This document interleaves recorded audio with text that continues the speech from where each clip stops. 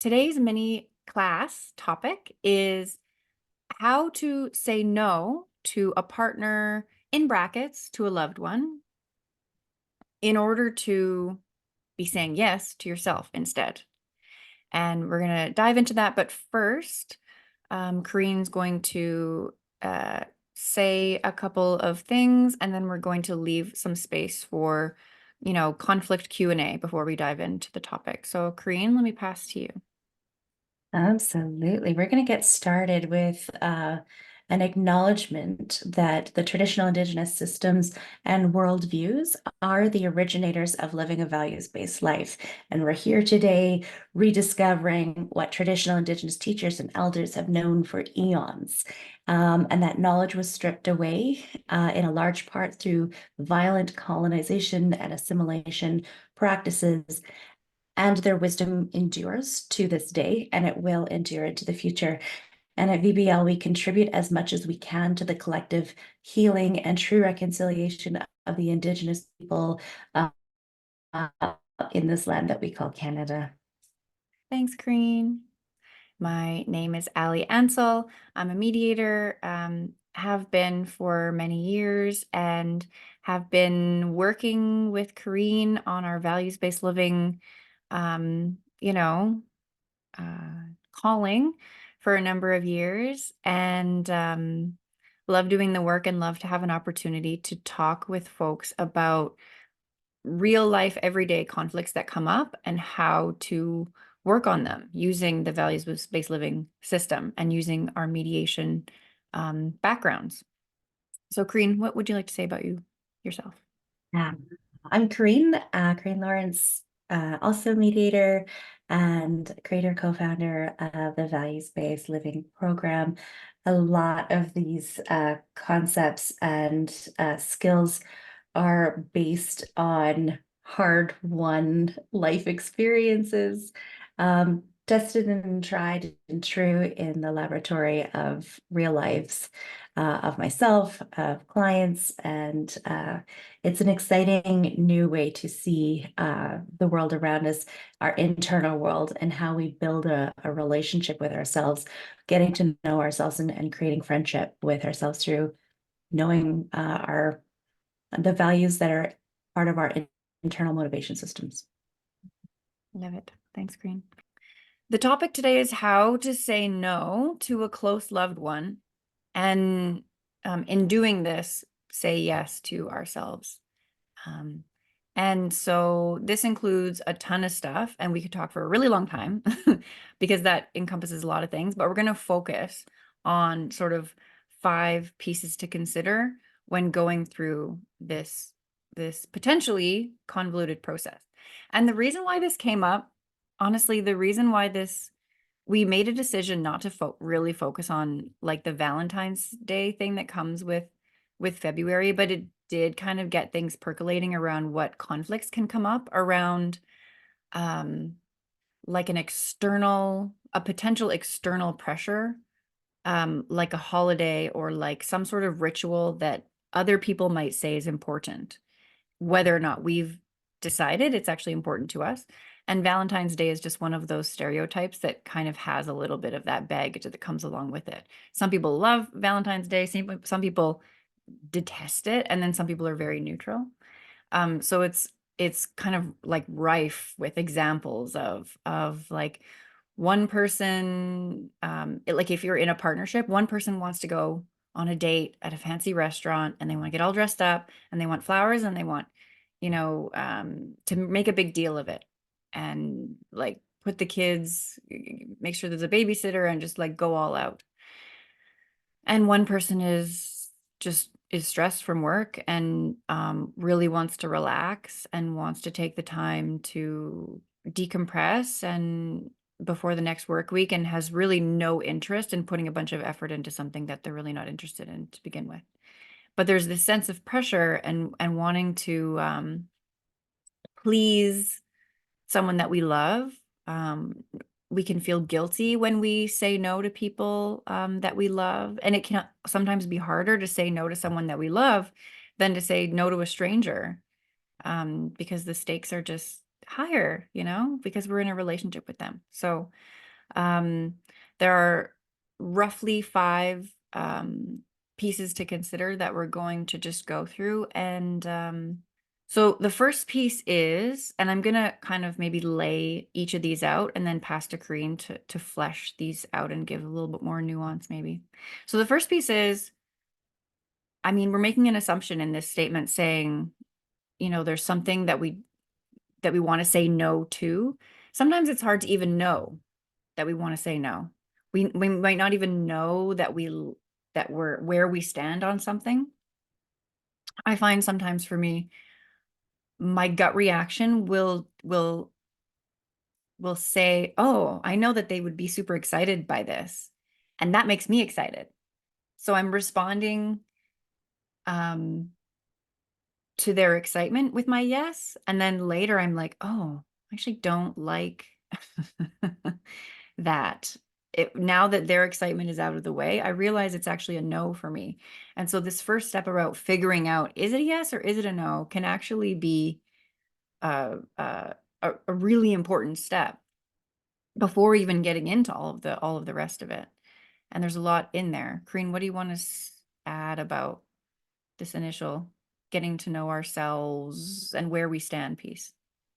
Yeah, I think with all of these sort of kinds of conversations, it's really important that even though they can be like conflicty, and as a recovering like conflict avoider, I'm constantly trying to reframe this away from I either say yes or I say no, or like either they win or I win, and instead move it into like, yeah, there is a part of like who's gonna like what's the decision gonna be, but also to your point, Allie, like how can I learn more about myself in this process? And if I skip straight to, are they going to win or am I going to win?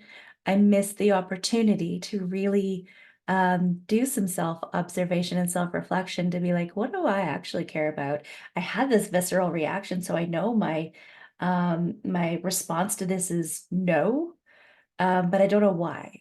And I can make up something in the moment to let them know why, but I need to know, like, really, why is this so important to me? Because it's not just a, nah, it's a no, but I don't know why it's so strong. I don't know why it's so intrinsic into what I actually want.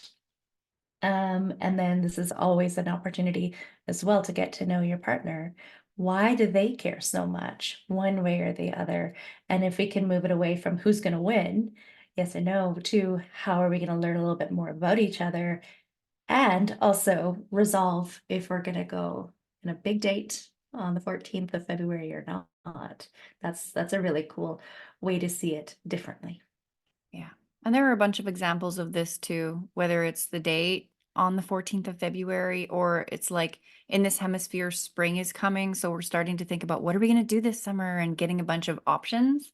And almost everyone I talk to says that they end up doing things they don't want to do in the summer. Like it was too busy. I didn't get to enjoy myself. I hear that a lot.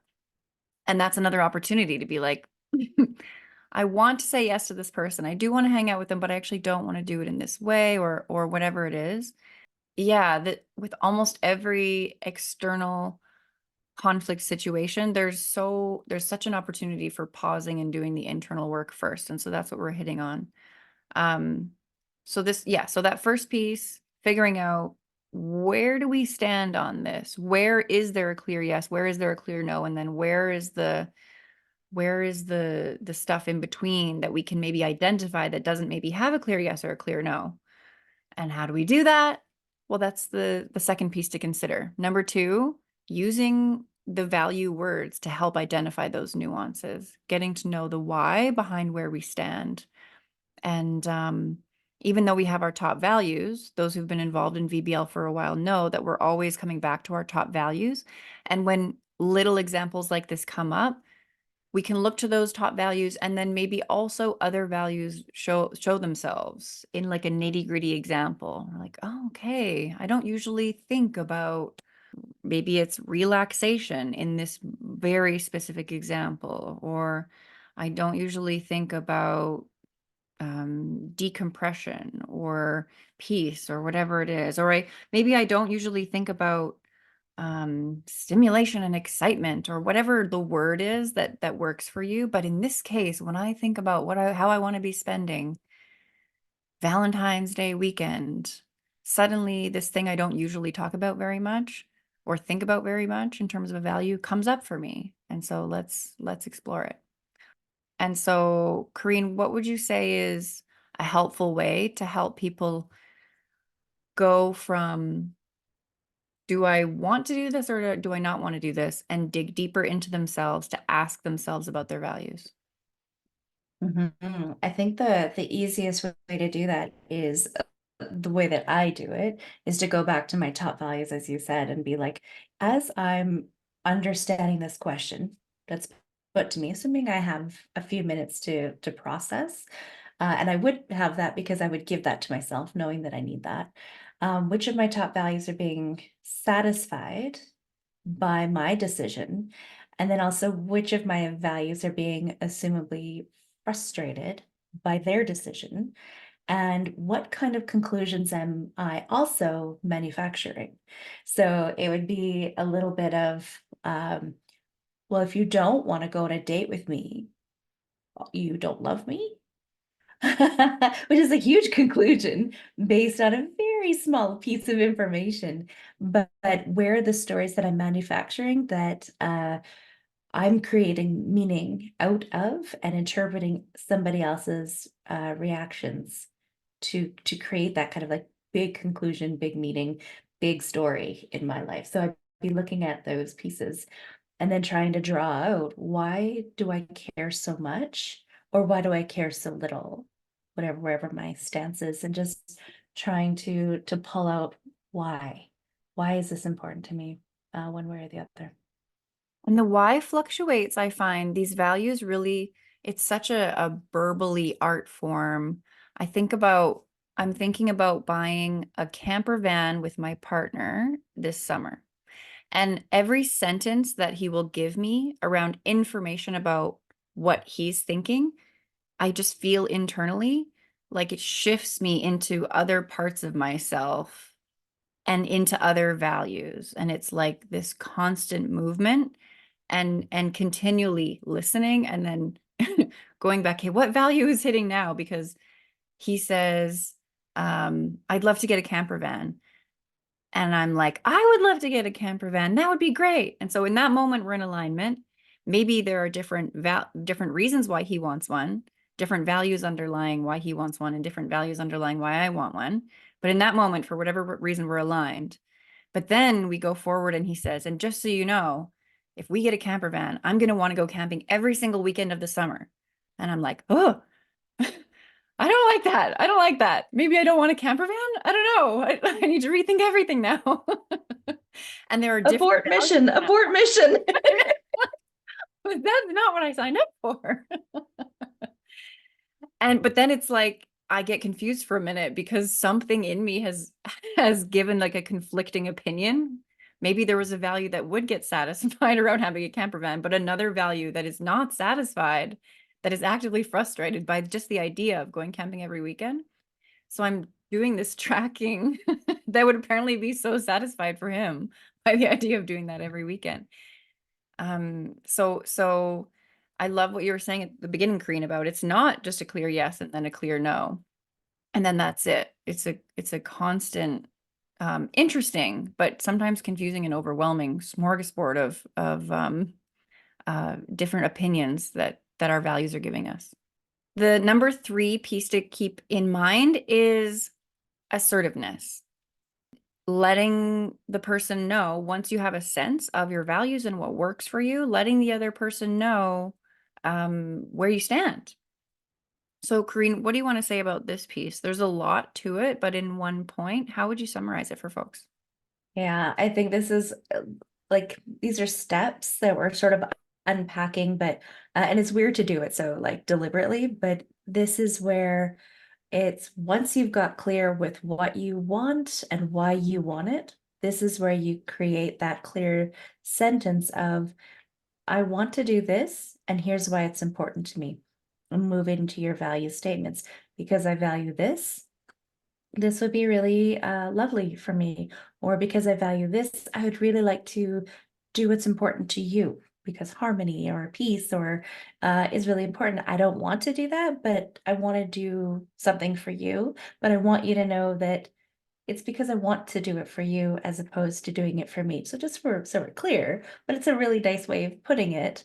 Um, and just really clearly stating it. So getting clear with what you want, why you want it, and saying it in a way that is kind, holds space for other people's perspectives, and invites more conversation, invites them to have some insight into this internal journey that you've just been on. And then also assertiveness holds space for, and you, like, what do you find important about this? How do you feel about this? How big is this to you? What are the things that, why you're really excited about this? Yeah. So an example of that would be, you know what? I thought about it, my darling, and because I value um, comfort when I'm camping and fun, I would love to get a camper van. And because I value spontaneity, I and balance, I would love to um set very loose expectations about how often that we go. And then, like you're saying, which actually is number 4, hearing from them, actively looking for information from them. And maybe they're not, maybe this isn't something that they're doing on their own, but pulling out their values if you can. What is it about going every weekend that's important to you? What is it about having a camper van that you love the idea of? And seeing if you can pick out, okay, they seem to be mentioning this a lot. So it seems like for them, a camper van is really about, yeah, socializing. Who knows? Or it could be about nature a whole bunch, or you never know. And same thing with our little February 14th example. So this being ready to listen, I think, is actually one of the most underrated skills. Like, we'll definitely have a ton of time in the future spent on this topic, how to listen really well, because it's not just about being quiet and taking in the other person's information. There's so much more to listening really well. And the better that we're able to listen to somebody else, the better chances that when we talk to them, they're going to do the same thing and really listen to what we're doing. So it's a really big, juicy one. I think what's really fun is to know that when you're doing this values-based work, you are taking this active listening in concept that we talk about listening to others, but we're also using that to listen to ourselves and have that conversation internally just as elegantly and thoroughly and lovingly as we are also using that same skill set for this extending out to others. And I think that's a really interesting thing that values-based living does is uses the same skill set for an internal and external sort of conversation. And then the last one, the 5th one, is to negotiate with the other person based on what you're hearing and what you've shared. It's a very tangible, tactile, okay, what are we going to do about this? And doing it in a way that prioritizes the values that you just heard. There's a lovely summarizing statement that's used a lot in like classic mediation, which is something to the effect of, okay, so it sounds like this person really values this, and this, these 3 values, and this person really values this, and this. And you both have shared that you have these common values around this, and this. So given that, how can we come up with a way of going forward that includes and takes into account as many of these values as possible, and letting that be the overarching tone in which solutions are thrown out really changes the flavor and allows people to move from the thing that they really thought they wanted 100% no matter what into a more creative brainstorm, which, spoiler, is the focus of next month's Zoom Q&A class topic, is the values and positions iceberg, and what is that and how does it completely transform all negotiations that we have with anybody else. how do we understand, but in this case where it's how do we hold ourselves, our interests and theirs equally, as opposed to a capitulation or who's going to win, who's going to lose.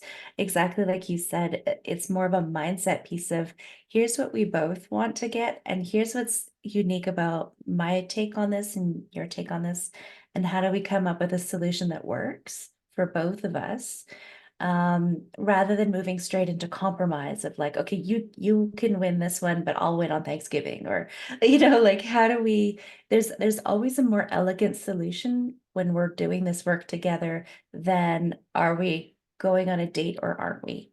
Are we celebrating or aren't we? Like, how can we celebrate in a way that works for both of us and maybe is maintains my need for peace and relaxation, decompression, honors your need to celebrate and feel really appreciated and loved, um and that we can both participate equally in and feel really good about.